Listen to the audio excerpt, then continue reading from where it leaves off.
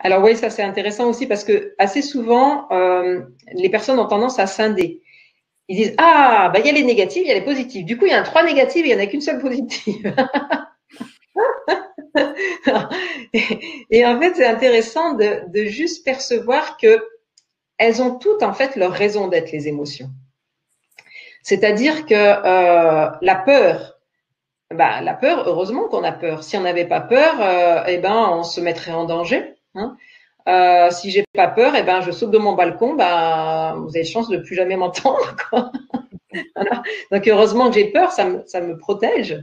Donc elle est utile cette émotion, hein, la peur. La colère, en quoi elle est utile la colère? Souvent la colère, elle permet de défendre son territoire physique ou psychologique.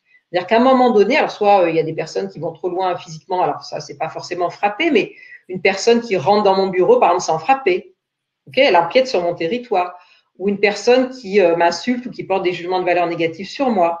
Donc ça permet la colère hein, de sentir qu'à un moment donné une demi-limite est dépassée et donc de sentir ça et de pouvoir poser ses limites. Et souvent, la colère, en fait, elle incite au changement.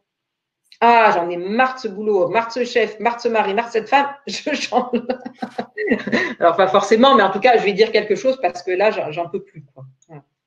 Et la tristesse, bah, elle est utile dans les périodes de deuil. Alors, quand je dis deuil, c'est pas forcément la perte d'un être cher, mais ça peut être je déménage, je change de travail, etc. Ça fait partie de la courbe du deuil et c'est un passage transitoire, en fait, pour après passer à l'acceptation et passer dans être disponible à autre chose, d'autres projets ou une autre émotion. Quoi. Donc, toutes, elles ont leur utilité. Et la joie, ben, c'est d'être dans la motivation, de pouvoir partager, d'être dans le lien, être dans le bien-être, etc. Donc, toutes les émotions, et c'est important, parce que si on se dit il y a les négatives et il y a les positives, on va avoir tendance à s'autoriser certaines et pas d'autres, en fait. Alors, peut-être qu'il y en a des plus agréables à vivre et d'autres moins agréables, mais toutes ont leur raison d'être, en fait.